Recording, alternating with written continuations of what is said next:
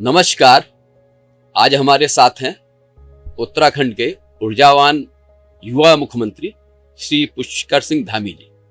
मुख्यमंत्री जी नमस्कार। नमस्कार। मुख्यमंत्री जी, अब लगभग यह तय हो चुका है कि उत्तराखंड का तीसरा चुनाव भी आपके चेहरे और आपकी अगुवाई में लड़ा जाना है। अनेक केंद्रीय योजनाओं के अमल में उत्तराखंड आपके नेतृत्व में अव्वल नंबर पे आया है। अपनी उपलब्धियों के बारे में आप क्या कहना चाहेंगे? क्या यह हम मानकर चले कि पुष्कर सिंह धामी तीसरी बार मुख्यमंत्री की जिम्मेदारी निभाने जा रहे हैं? कौन सी योजना आपकी सबसे पसंदीदा है? इसमें आप उत्तराखंड को कहां देखना चाहते हैं? देखिए, मैं सबसे पहले तो आपका और आपके सभी दर्शकों का बहुत धन्यवाद करता हूँ। और आज के इस संवाद में जो आपने मेरे से जानने की इच्छा प्रकट की है, मैं कहना चाहता हूँ कि इन वर्षों में उत्तराखंड देश के अनेकों क्षेत्रों में आज पहली पंक्ति के राज्यों की श्रेणी में शुमार हुआ है।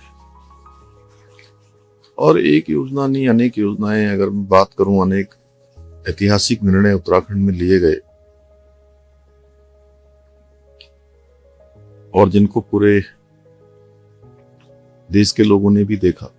चाहे वो समान नागरिक संहिता का कानून हो, चाहे यहाँ नकल रोकने का कानून हो, जिसके आने के बाद 34,000 से अधिक युवाओं को पारदर्शिता के आधार पर बिना पर्ची बिना खर्ची के यहाँ नौकरी मिली है। एक में भी कोई नकल का प्रकरण नहीं आया। अतिक्रमण हटाना हो, दंगा रोकने का कानून बनाना हो, धर्मांतरण रोकने का कानून बनाना हो, या राज्य में मदरसा बोर्ड की जगह अल्पसंख्यक शिक्षा में प्राधिकरण बनाना हो, ऐसे अनेक काम हुए हैं।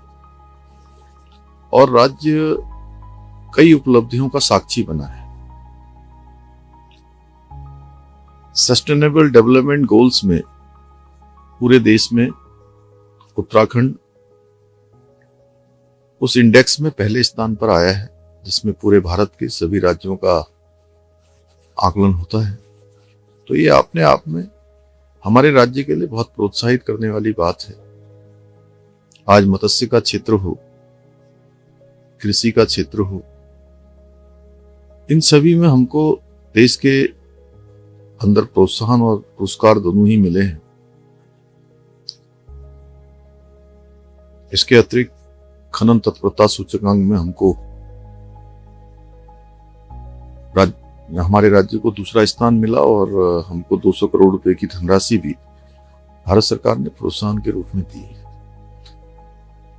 पर्यटन का क्षेत्र हो, लगातार 4 वर्षों से हमको सर्वश्रेष्ठ पर्यटन के क्षेत्र में काम करने का पुरस्कार मिल रहा है। फिल्म फ्रेंडली स्टेट का लगातार हमको पुरस्कार मिल रहा है। निर्यात तैयारी सूचकांक में हमको भारत सरकार ने उन अग्रणी राज्यों की श्रेणी में रखा है जो अच्छा काम कर रहे हैं। स्टार्टअप का क्षेत्र हो, ईज ऑफ डूइंग हो, ऐसे अनेक क्षेत्रों में अभी निवेश के अनुकूल वातावरण जिन राज्यों में अच्छा है, उनमें हिमालय राज्यों में हमको पहला स्थान प्राप्त हुआ। तो बहुत सारे राज्यों का बहुत सारे ऐसे ऐतिहासिक उपलब्धियां हैं जिनका हमारा राज्य साक्षी बना है। और आदरणीय प्रधानमंत्री श्री नरेंद्र मोदी जी के मार्गदर्शन, उनके नेतृत्व में हमारे राज्य के अंदर आज विकास की भी अनेक जो प्रोजेक्ट लंबित पड़े हुए थे 50 वर्षों से, 60 वर्षों से, उन सभी को आज स्वीकृतियां प्राप्त हुई हैं। चाहे वो देहरादून का लखवाड़ बांध हो, सौंग बांध हो, या तराई भाबर हल्द्वानी की बनने वाली जमरानी बांध की परियोजना हो, उन सभी को मिला है। साल भर शीतकालीन पर्यटन अब चलेगा और शीतकालीन यात्रा ने पहली बार शुरू करी। चारधाम यात्रा ने आज एक ऐतिहासिक आंकड़ा पार किया है। पहले ही चरण की यात्रा में 45 लाख के लगभग श्रद्धालु तीर्थयात्री उत्तराखंड देवभूमि चार धामों के दर्शन करने आए हैं।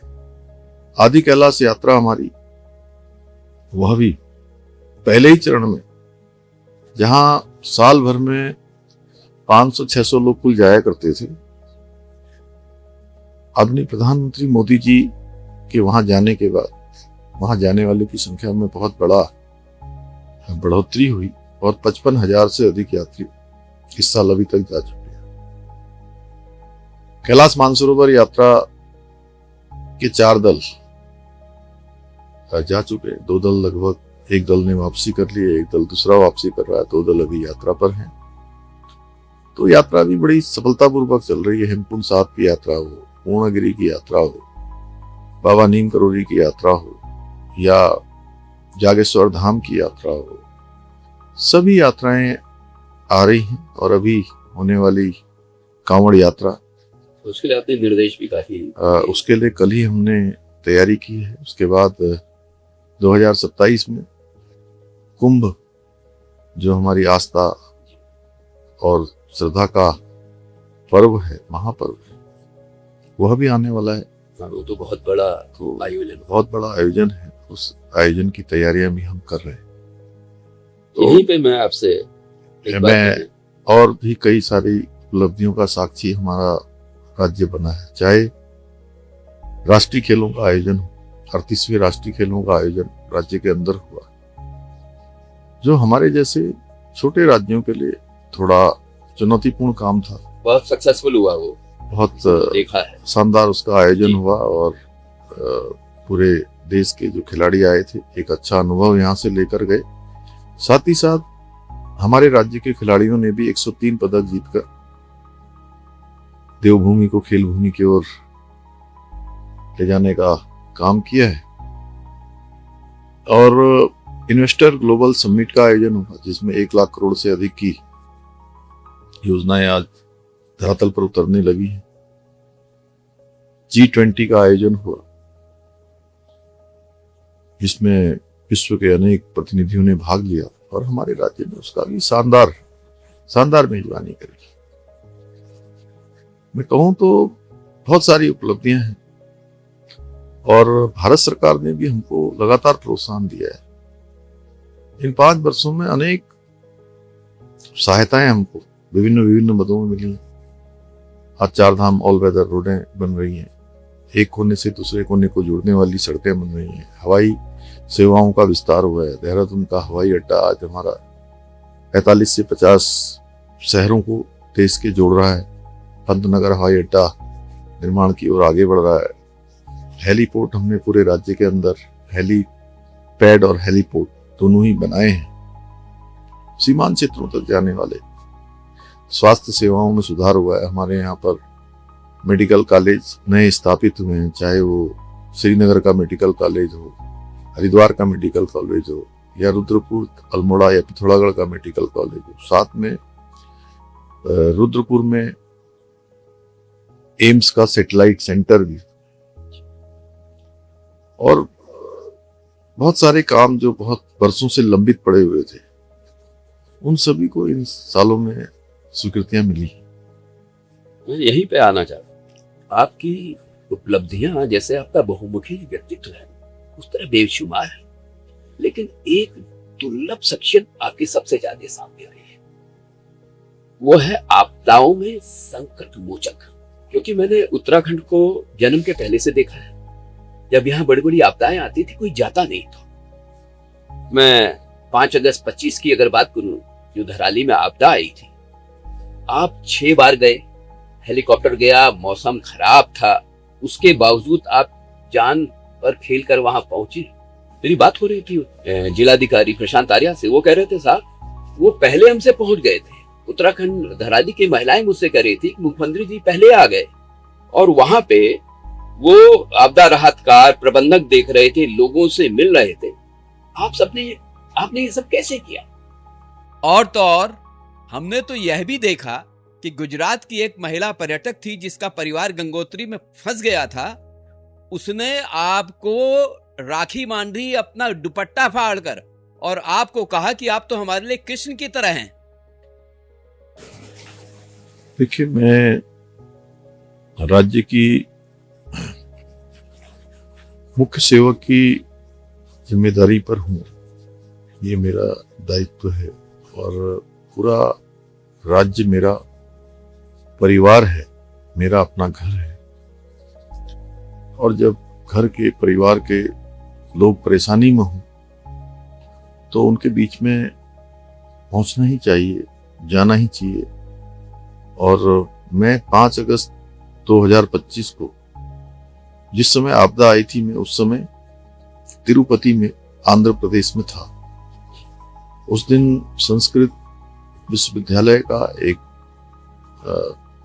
कार्यक्रम था भाषा को लेकर, संस्कृत भाषा को लेकर, और मैं उस कार्यक्रम के मंच पर ही था। मंच पर कार्यक्रम चल ही रहा था, तभी ये सूचना आई थी। लगभग 1:45-2 बजे का समय था और कुछ ही मिनटों के बाद कार्यक्रम समाप्त हो गया। मैं तुरंत वहां से चला और 3 बजे एयरपोर्ट पहुंचा। 6:30 बजे मैं देहरादून पहुंच गया और पहुंचते ही सबसे पहले आपदा प्रबंधन जो हमारा केंद्र है उस केंद्र पर गया। सभी अधिकारियों से, अन्य लोगों से, एजेंसियों से फीडबैक लिया।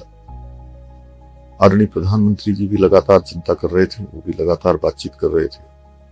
गृह मंत्री जी भी लगातार चिंता कर रहे थे, किस प्रकार की मदद चाहिए, किस प्रकार का फीडबैक चाहिए। देर रात्रि तक आपदा प्रबंधन में हम बात करते रहे। डीएम और एसएसपी भी उस स्थान पर जाने के लिए सड़क मार्ग से जा रहे थे, लेकिन पहुंचना कठिन था क्योंकि अनेक स्थानों पर भूस्खलन हो गया था, मार्ग पूरे खत्म हो गए थे, झील बन गई थी रास्ते में धराली से पहले हर्सिल में, और किसी तरह से रात कटी। बारिश बहुत तेज थी, सोना मुश्किल था क्योंकि इतनी बड़ी आपदा आ गई थी। सारा वो वीडियो सभी लोगों के उसमें था और देखकर ही जो है मन बहुत दुखी हो रहा था। प्रातःकाल 6 बजे मैं तैयार हो गया और जैसे ही सूर्योदय हुआ उसके बाद से मन में यही था। उस दिन नींद तो नहीं आई, पूरी रात भर सो भी नहीं पाया, 2-3 बजे तक बात ही करता रहा। प्रातःकाल 7 बजे में सहस्त्रधारा हेलीपैड पर गया और वहां पायलट ने उन्होंने बताया कि वहां जाना थोड़ा मुश्किल होगा। मैंने कहा कोई बात नहीं, आप पहले सीधे एक अटेम्प्ट ले लीजिए। और गंगनानी के पास चूंकि बहुत बादल था ऊपर, उत्तरकाशी से आगे और इसके हर्सिल से पहले अटेम्प्ट में गए, नहीं जा पाए। ऐसे करते करते फिर वापस उत्तरकाशी आ गए। फिर अगले 4-5 बार फिर अटेम्प्ट किया। 6ठे अटेम्प्ट में हमारे पायलट ने हमको वहां पहुंचा दिया। उन्होंने पीछे से मुझे, जब वो बादल क्रॉस हो गए तो इशारा किया, बस तुम निकल गए। अब निकल तो गए। जब हम वहां गए तो वहां पूरा मैदान साफ था, पूरा ऊपर से बहुत बड़ा मलबा आया हुआ था, भूस्खलन आया हुआ था। तो हमारे सामने समस्या ये थी कि हम वहां पर न कोई गाड़ी थी, न कोई अन्य व्यक्ति थे, तो क्या करते। और जो हमारा यूकाडा का मतलब उत्तराखंड राज्य का जो हेलीपैड था वहां का हर्सिल वाला, वो पूरी तरह से जलमग्न हो गया था। वहां पर पूरी झील बन गई थी। फिर हम मिलिट्री का जो हेलीपैड था, उस हेलीपैड पर हमारे पायलट ने लैंड कर दिया। तो ये पहला ऐसा वाकया था कि एक भी आदमी वहां पर नहीं था, क्योंकि किसी को पता ही नहीं था कि हम लोग यहाँ पहुंच जाएंगे। कोई जान भी नहीं पा रहे थे तब तक। फिर कुछ देर के बाद वहां पर जो वहां के उस कंपनी के ब्रिगेडियर साहब थे, वो आए और उनके साथ 2-3 सेना के लोग और आए। उन्होंने अपनी टाटा सफारी गाड़ी लाए और उनसे मैंने कहा कि मैं धराली गांव जाना चाहता हूँ, वहां देखना चाहता हूँ, लोगों से मिलना चाहता हूँ। तो उनके साथ फिर मैं गया, उन्होंने गाड़ी को ड्राइव किया और मैं और वहां के माननीय विधायक जी और एक आध अन्य लोग, हम लोग फिर मैं मुकवा के नीचे जाकर वहां लोगों को बुलाया, सबसे बातचीत करी 1-2 घंटे। तब हम लोग वहां रहे और उसके 2-2.5 घंटे के बाद हमारे जिलाधिकारी, अन्य जो फोर्स के लोग, ये लोग भी आ गए। चूंकि हमारा हेलीकॉप्टर आ गया था तो सबको फिर ये हुआ कि अब जा सकते हैं। फिर ये रेस्क्यू का काम शुरू कराया गया और लोगों को आवश्यक जो चीजें हैं वो पहुंचाने का काम शुरू हुआ। किसी तरह से वहाँ कपड़े हैं, खाने का सामान है, दवाइयाँ हैं, छोटे बच्चों के लिए दूध है, इन सब कपड़ों की उपलब्धता है, वो सब धीरे धीरे करवाई गई और लगभग 1200 से 1500 यात्री जो गंगोत्री धाम के दर्शन करने आए थे वो भी वहां फंसे हुए थे और उनको सुरक्षित निकालना ये भी हमारी बहुत बड़ी प्राथमिकता थी। और वहां दूर संचार, बिजली, पेयजल फिर भी नहीं बचा था तो सभी लॉस्ट हो गया था। तो सबको फिर रिस्टोर करना बड़ी तैयारी थी। बिजली का काम, दूर संचार का काम, वहां पर संचार व्यवस्था बनाना, जो कि मोबाइल भी काम नहीं कर रहे थे, वो प्राथमिकता थी। धीरे धीरे सभी रिस्टोर किया गया और अगले 3-4 दिनों में सभी लोगों को सेना की भी मदद ली गई, सेना के लोग भी लगे, अन्य एजेंसियों का भी लिया गया और 3-4 दिनों में सारे ही लोगों को सफलतापूर्वक रेस्क्यू किया। लेकिन मैं जब वहां गया था तो वहां की लोग मुझको बता रहे थे। लेकिन ऐसी एक घटना और हुई थी बूढ़ा केदार में, शायद जुलाई 24 की बात है। वहां पे शायद आपकी टीम आपको मना कर रही थी कि आप मत जाइए, क्योंकि वो बहुत नाराजगी है वहां के लोगों को लेकर। उसके बावजूद आप वहां गए, शायद आपने लोगों ने से काम मैं हूं ना, उसके बाद आपने वहां पे तुरंत निर्देश दिए, उसके बाद लोग काफी संतुष्ट दिखे। वो क्या घटना थी? देखिए, ये बूढ़ा केदार क्षेत्र और उसी दिन हमारा ये केदारनाथ, केदार घाटी में 2 स्थानों पर रात को बहुत भारी बारिश और भूस्खलन होने से काफी नुकसान हुआ था। बूढ़ा केदार क्षेत्र में, घनसाली क्षेत्र में काफी जान माल की हानि हुई थी और उधर केदार घाटी में भी काफी लोग फंस गए थे। तो हम चूंकि दोनों ही जगह मुझे जाना था, प्रातःकाल से हम जाने की तैयारी कर रहे थे। बाद में बताया कि वहाँ लोगों में बहुत आक्रोश हो गया है और चूंकि एक बुजुर्ग माता थी, उनके बेटे, बहू और एक उनका पोता होटल पर थे। उनका होटल था छोटा, एक खाने पीने का। उस होटल पर अचानक ऊपर से भूस्खलन आया और वो सब के सब उसमें समा गए। वो बहुत दुखद घटना थी और माँ को पता ही नहीं था। उनकी उम्र लगभग 90 से 100 साल के बीच की थी। पूरे गांव बड़ा शोकमग्न और आक्रोश था। घटना ऐसी थी, प्राकृतिक आपदा थी। मैंने कहा नहीं, मैं माँ से मिलता हूँ। माँ से मिलने गया और मिलके जब वापस लौट रहा था तो बहुत महिलाएं आक्रोश में। ऐसा तो होता ही है। सुरक्षा के लोगों ने कहा कि नहीं, आप यहाँ से निकलिए और गाड़ी में बैठिए।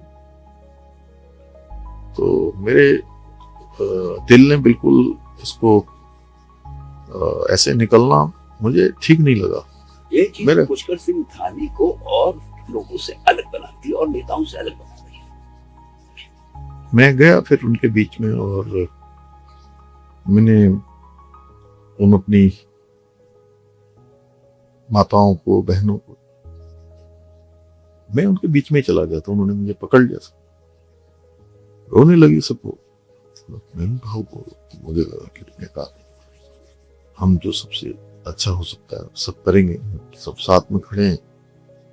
अब आपदा है, इसमें ये हमारे बस में नहीं है आपदा को रोक पाना, लेकिन इसके जो प्रभाव हैं हम मिलजुल कर सब लोग जो है इसका सामना करेंगे।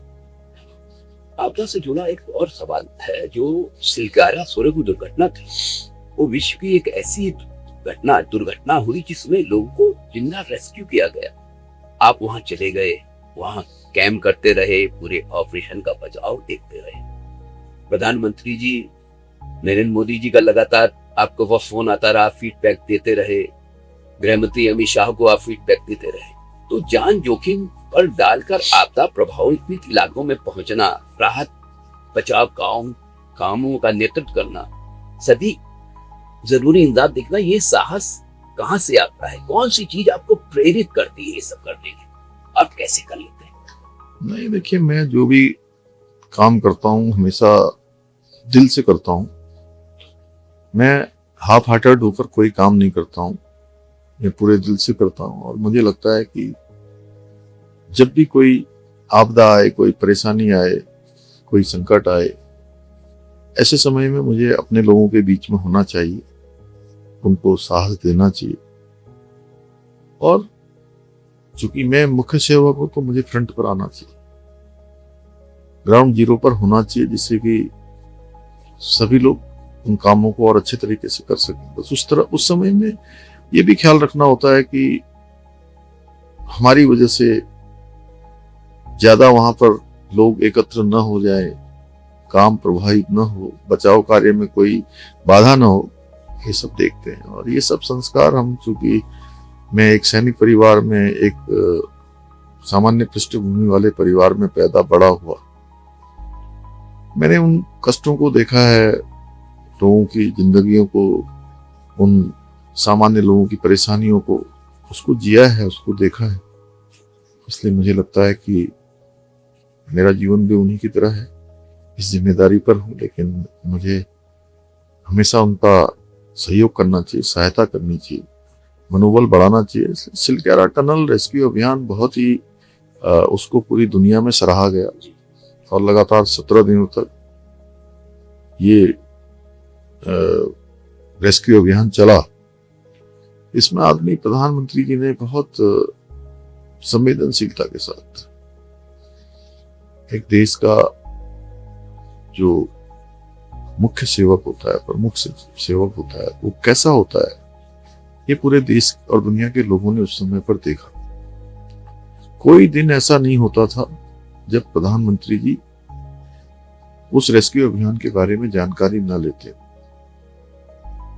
और जो सहायता हमको चाहिए, जो टेक्नोलॉजी की हमको जरूरत थी, देश की, दुनिया की सबसे अच्छी टेक्नोलॉजियां, चाहे ओवर मशीन दिलानी हो, चाहे अच्छे टेक्नोलॉजी के काम करने वाले लोग दिलाने हो, वैज्ञानिक लाने हो, या छोटे छोटे रेड माइनर्स लाने हो, इंदौर से, चेन्नई से, ऐसे स्थानों से अनेक मशीनें लानी हो, अनेक एजेंसियों को काम पे लगाना हो देश और दुनिया, वो सब आदरणीय प्रधानमंत्री जी ने किया।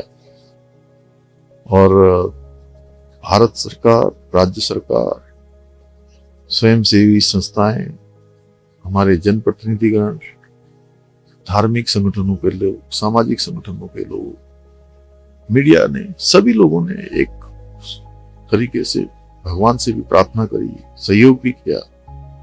और अत्यंत कठिन, चुनौतीपूर्ण ये सिलकारा अभियान 17 दिन में ये तो दुनिया में विशाल सफलतापूर्वक संपन्न हुआ। और एक भगवान की कृपा रही, और वहां के हमारे स्थानीय देवता बाबा बौखनाथ, उनकी कृपा से एक व्यक्ति को भी, एक भी श्रमिक भाई को खरोंच तक नहीं है। और मैं आपको बताऊं कि हमने सोचा था कि 2-3 घंटे, जिस दिन वो ब्रेक थ्रू हुआ था, सुरंग के अंदर जो पाइप हम डाल रहे थे जिससे उनको बाहर निकालना था, हम सोच रहे थे कि वो पाइप में से एक एक करके ट्रॉली से उनको स्ट्रेचर पर निकालेंगे और ऐसा मोटा मोटा हिसाब जोड़ा था कि एक व्यक्ति को निकालने में 10 से 15 मिनट लगेंगे, तो 41 लोग थे, तो 2 से ढाई घंटे का हमने समय अपना निर्धारित किया हुआ था। और मैं बताऊं कि लगभग 8:45 बजे ये अभियान शुरू होता है और 9:15 पर अभियान समाप्त हो जाता है। बड़ा आश्चर्य में देखता हूँ कि इतनी जल्दी हो गया। और तो क्या था कि हम स्ट्रेचर हमने लगाया जरूर शुरू में, 1-2 लोगों को एक निकाला भी, लेकिन उसके बाद सारे लोग अपने इतने स्वस्थ थे अंदर, क्रोलिंग करके आ गए और एक को निकलने में मुश्किल से 2-3 मिनट में सब बाहर। और हम भेज रहे हैं गाड़ियों से, हमने एम्बुलेंस लगाई थी, स्वास्थ्य की व्यवस्था की थी, सबको अस्पताल भेजने में मुश्किल से आधा से पौन घंटे में सब समापन हो गया। हमको ये लगता है कि शायद ये जो पोर्शन है कैसे आपदा में बचाव किया जाता है, ये पाठ्य पुस्तकों में शामिल किया जाना चाहिए ताकि फ्यूचर के लिए लोगों को इससे सीख मिले। इसके बाद एक छोटा सा मेरा सवाल है। उत्तराखंड एक छोटा राज्य है, आपकी नेतृत्व क्षमता, सरकार और संगठन को साथ लेकर चलने की क्षमता के सभी कार्य। भाजपा साहसिक फैसला लेकर चौंकाने वाली पार्टी है। वो यूथ पे दांव लगाती है, जानती है कि यूथ में एनर्जी होती है। नितिन नवीन जी को अध्यक्ष बनाकर उन्होंने ये संदेश दिया है कि युवाओं का आदर करना, उस पे दांव लगाना जानती है। आप अभी बहुत युवा हैं, क्या कभी आपके मन में राष्ट्रीय स्तर पर किसी बड़ी भूमिका के बारे में कोई आता है विचार? देखिए निशित जी, मैं आपको बताऊं कि मैं बहुत सामान्य पृष्ठभूमि से आया हूं। एक सैनिक का बेटा हूं मैं, और मैंने गांव में, देहात में, प्राइमरी में और उससे भी नीचे जो खाद के कट्टे होते हैं, उन कट्टों के जो खाली कट्टे होते हैं उनको ले जाके अपने बैठने की व्यवस्था करके, इस प्रकार से हम लोगों ने पढ़ाई की है और बहुत अभाव में जीवन को देखा है। मुझे लगता है मेरे जैसे सामान्य कार्यकर्ता को पार्टी ने एक अवसर दिया, इस जिम्मेदारी पर लाए मुझे।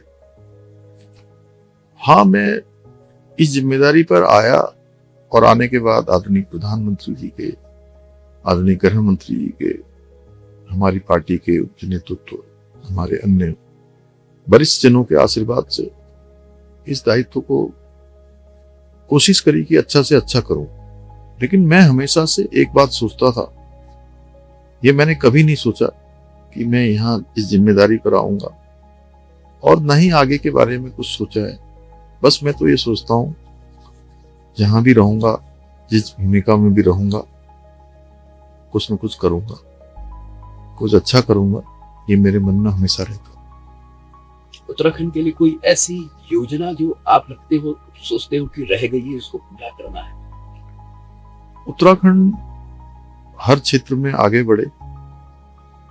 हमारे प्रधानमंत्री जी ने जो बाबा केदार के धाम से, उनके मुंह से बाबा के दर्शन करने के बाद जो शब्द निकले थे कि 21वीं सदी का तीसरा दशक उत्तराखंड का दशक होगा, 10 साल उत्तराखंड के होंगे, 10 साल उत्तराखंड की उन्नति के होंगे, उत्तराखंड की गति के होंगे, उत्तराखंड की प्रगति के होंगे, उत्तराखंड के विकास के होंगे। उत्तराखंड हर क्षेत्र में अग्रणी होगा। ये उनके शब्द शिव रूपी शब्द थे, शिव के धाम में निकले थे। उन शब्दों को धरातल पर उतारने के लिए प्रत्येक उत्तराखंड वासी प्रोत्साहित है। और उसके बाद हम देख भी रहे हैं कि उनके शब्द चरितार्थ हो रहे हैं, और काफी हमारे विकास की यात्रा हो, रोजगार की यात्रा हो, हमारे राज्य की विकास यात्रा हो, सीमांत क्षेत्रों तक विकास पहुंचाना हो, महिलाओं का सशक्तिकरण करना हो। महिला की बात जब मैं करता हूं तो मुझे अपनी मां जैसी सभी महिलाएं, उनका ध्यान आता है, उनका स्मरण होता है। आप भी ऐसी पृष्ठभूमि से आए हैं, आप जानते हैं कि यहाँ के पहाड़ों में महिलाओं के सामने पहाड़ जैसी चुनौतियां होती हैं। किस तरह से घर का काम करना है, घर में गाय भैंस है तो उनको देखना है, बच्चों को देखना है, खेत को देखना है। आज तो मोदी जी के प्रधानमंत्री बनने के कारण उन्होंने जो योजनाएं शुरू करी, चाहे वो लखपति दीदी योजना हो, चाहे वो स्वच्छ भारत अभियान हो, शौचालय घर घर में इज्जत घर बनाना हो, उज्ज्वला योजना लानी हो, हर घर जल से नल पानी पहुंचाना हो, ये अनेक योजनाएं जो शुरू हुई हैं, आयुष्मान भारत योजना हो स्वास्थ्य के क्षेत्र में, सच में आजाद भारत में लोगों के जीवन को एक तरह से सुरक्षा की, उनके जीवन को चलाने की गारंटी देने का काम उन्होंने किया है कि निश्चिंता से, चाहे वो गरीब कल्याण अन्न योजना हो, किया है। लेकिन पहले के समय में बहुत परेशानियां थी, उस आपने नजर आता बहुत परेशानियां थी, और आज हमारी मातृशक्ति हर क्षेत्र में आगे बढ़ रही है, बहुत अच्छे उत्पाद बना रही है, स्वयं सहायता समूह के माध्यम से काम कर रही है, अनेक समूहों के माध्यम से काम कर रही है, हर क्षेत्र में कीर्तिमान कर रही है, अच्छे अच्छे उत्पाद बना रही है, उनके उत्पादों को पहचान मिल रही है। हाउस ऑफ हिमालयाज ब्रांड हमारा एक बड़ा ब्रांड बन रहा है, उनको विपणन के अवसर मिल रहे हैं। सशक्त उत्सव बहना योजना हमारी उनके विपणन के लिए एक बहुत बड़ा आधार बन रही है। महिलाओं का सुरक्षा भी हो रही है, सम्मान भी हो रहा है, सशक्तिकरण भी हो रहा है, लेकिन अभी हमें इसमें काम करना है, क्योंकि इस दशक को बनाने का काम हमारी महिलाएं उसको अग्रदूत के रूप में काम करेंगी, ध्वजवाहक होंगी। उनके अंदर इतना कॉन्फिडेंस है, इतना आत्मविश्वास है, इतना स्किल्ड है, परिश्रम की पराकाष्ठा है। वैसे ही हमारे नौजवान युवा, अभी 34,000 हमने सरकारी नौकरियां उन युवाओं के लिए बिना पर्ची, बिना खर्ची, बिना किसी नकल के, बिना किसी भ्रष्टाचार के उनको मिली है। उत्तराखंड एक ऐसा राज्य है जहां 100 से अधिक नकल माफियाओं को पिछले 5 सालों में जेल की सलाखों के पीछे भेजने का काम हुआ है, और एक प्रकरण में भी कोई नकल का मामला नहीं आया है। नौजवान युवाओं को स्टार्टअप का क्षेत्र है, इंडस्ट्री का क्षेत्र है, कृषि, बागवानी, अन्य इनोवेशन के क्षेत्रों, उन क्षेत्रों में आगे बढ़ाने का काम हो रहा है, चाहे होटल हो, व्यवसाय हो, पर्यटन का व्यवसाय, होम स्टे हो, इंडस्ट्री का क्षेत्र हो, सभी क्षेत्रों में आगे बढ़ा रहे हैं। और हमारा प्रयास है, हर युवा को काम मिलना चाहिए, हर बहन को काम मिलना चाहिए, हर व्यक्ति तक, सीमांत में रहने वाले तक विकास की किरण पहुंचनी चाहिए। ये हमारा लक्ष्य है, उसको लेकर हम काम कर रहे हैं, और इसमें हमें उत्तराखंड की जनता का भी लगातार आशीर्वाद मिल रहा है, लगातार उनका हमारे सर पर हाथ है, और वही हमारी ताकत। आपके नेतृत्व में ये सब कार्य पूर्ण होंगे ऐसा हमारा विश्वास है। बहुत बहुत धन्यवाद, आपने इतना व्यस्त समय से हमारे लिए समय निकाला, हम बहुत आभारी हैं। बहुत बहुत धन्यवाद आप।